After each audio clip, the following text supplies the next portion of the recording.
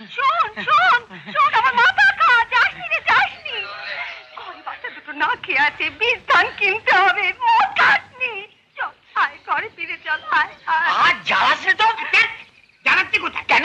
ঠিকই তো বলছে, তুই বীজ ধানের ঋণের টাকা তো মদ খেয়ে ফুটিয়ে দিবি। ফিরে যা ফিরে যা, তার থেকে আমি বরং মদ খেয়ে আমি এসে গেছি। দাও দাও দাও দাও।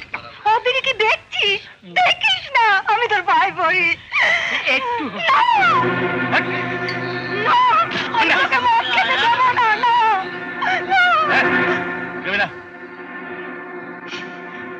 অনেক টাকা দেনা পড়ে আছে, আর সব ধার শোধ করতে হবে। চল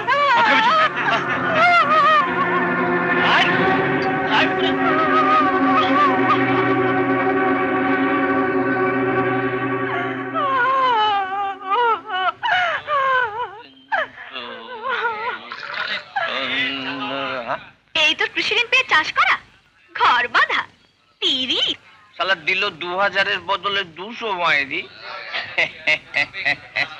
লবঙ্গ মদের দোকানে সব দেনা মিটিয়ে দিয়েছে, চাষ আমি করবই, তোকে নিয়ে আর আমি বাঁচবই। মর তুই, মদ গেলেই মর, মিছেই তোর উপর ভরসা করেছিলাম। লবঙ্গ লবঙ্গ যাস না। মায়ের কি যে হয়ে গেল মদের নেশায়, লবঙ্গটা খোঁজে। তাহলে এরকম মদ খাও কেন? মদ আমি খাই না ডাক্তারবাবু, মদ আমি খাই না, ওই শালা মদই আমায় খেয়ে নিয়েছে।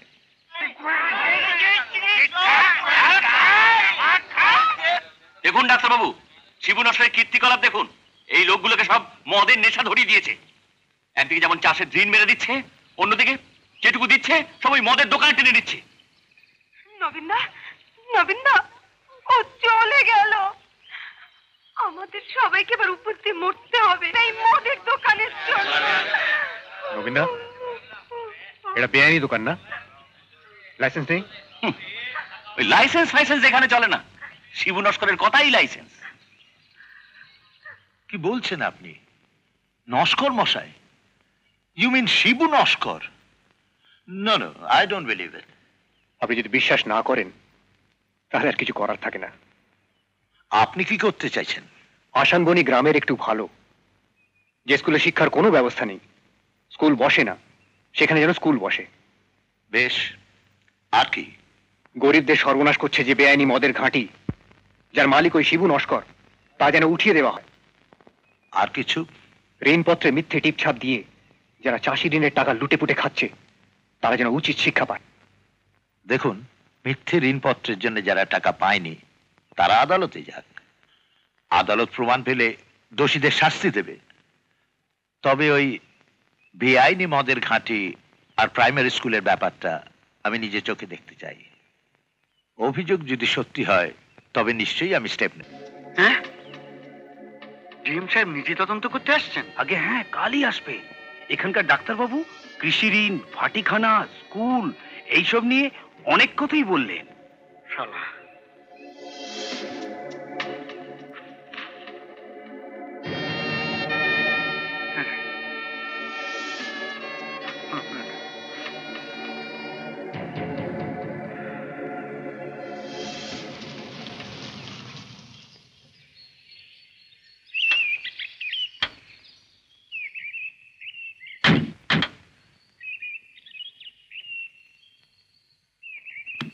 ভুলিও না, নীচ জাতি, মূর্খ, দরিদ্র, অজ্ঞ, মুচি, ম্যাথুর তোমার রক্ত, তোমার ভাই।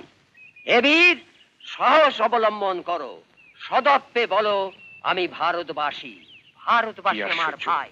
বলো মূর্খ এতদিন এটা শিবু নস্করের একটা চোরাই গোডাউন ছিল, ব্রাহ্মণ ভারতবাসী।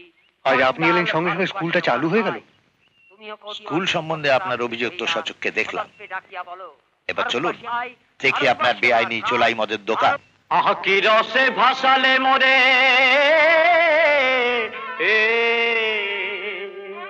রসের ঘরে বসে বসে বই দাগি হব গো, রসের ঘরে বসে বসে বই দাগি হব গো, কামিনী কাঞ্চন ছেড়ে বই দাগি হব গো, কামিনী কাঞ্চন বৈরাগী হব গো।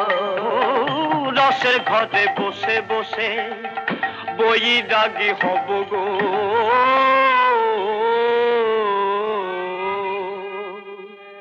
মুখে তব নাম লব বৈরাগী হব গো। মুখে তব নাম লব বৈরাগী হব গো। মুখে তব নাম লব বৈরাগী হব গো। মুখে তব নাম লব বৈরাগী হব গো। মুখে তব নাম লব বৈরাগী হব গো। কে? প্রভু, প্রভু, একটু নাম গান করছি তার মধ্যে এসে হাজির হলেন। এই দেখ, একটু আগে জানতে পারলে একটু অভ্যর্থনা করার সুযোগ পেতুম। এই আগের বার আপনি আসবেন জেনে ওই ডাক্তারবাবুকে নিয়ে আমি কি গোলটাই না খেয়ে গেলুম। দেখুন নশরমশাই, হ্যাঁ জেলার সব কটা গ্রামে তদন্ত করাই আমার কাজ। হ্যাঁ আপনাদের গ্রামে একটা তদন্তে এসেছিলাম একটা খবর পেয়ে, হ্যাঁ। কিন্তু যা দেখলাম। কি দেখলেন স্যার? দেখলাম তো বেশ ভালোই, তবে আমার মনে হয় ডাক্তারবাবুর সঙ্গে আপনার কোনো শত্রুতা আছে। গ্রামের উন্নতির জন্য আপনাদের সেটা মিটিয়ে ফেলাই উচিত। শত্রুতা? কি বলছেন স্যার? ডাক্তারবাবুর সঙ্গে আমার শত্রুতা? সারা গায়ের লোকের জীবন মরণ সম্পর্ক ডাক্তারবাবুর সঙ্গে, আমার ছোট ভাইয়ের মতন। এর সঙ্গে আমার শত্রুতা? এবার দেখছি সব ছেড়ে আমাকে বৈরাগী হতে হবে।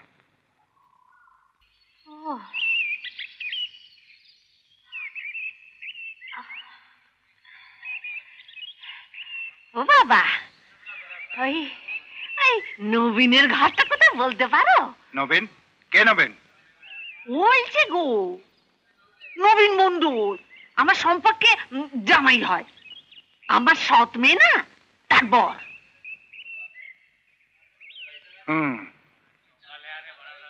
এই ধর, হ্যাঁ চলুন আপনাকে পৌঁছে দিচ্ছি। তুমি আমায় পৌঁছে দেবে? তাহলে তো খুব ভালো হয়। জানো বাবা, ওই একটা মিনসিকে জিজ্ঞেস করতে সে আমার পাহাড় পেরিয়ে এই গ্রামটা দেখিয়ে দিলে। হাঁটতে হাঁটতে আমার একেবারে পা ব্যথা হয়ে গেল, হাঁটা খুলে গেল। খচ্চর বেটা, খচ্চর। ওই খচ্চরের সঙ্গে খচ্চরের মিলে। তোমাকে দেখে বাবু মনে হচ্ছে তুমি খুব ভালো ছেলে। আপনাকেও দেখে মনে হচ্ছে আপনার সঙ্গে আমার পটবে ভালো। তাহলে ধরো আমার হাতটা ধরো, নইলে উঠবো কি করে তোমার গাড়ি? আসুন আসুন আসুন। না দাঁড়া, এটা না, এটা না। ওই ওই বাড়িটা। ওই বাড়িটা? হ্যাঁ। ও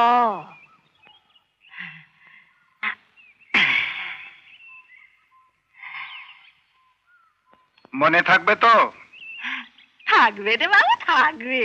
আর যাতে থাকে সেই জন্যই তো তোমার এই টাকাগুলো এই আমি গেট দিয়ে বেঁধে রাখছি। নেন ধরুন, তাহলে সব খবর যেন ঠিক মতো পায়। হ্যাঁ পাবে বাবু, পাবে। আগাম টাকা নিলুম আর তোমার এই খবরটুকু আর দিয়ে যেতে পারবো না। চলে।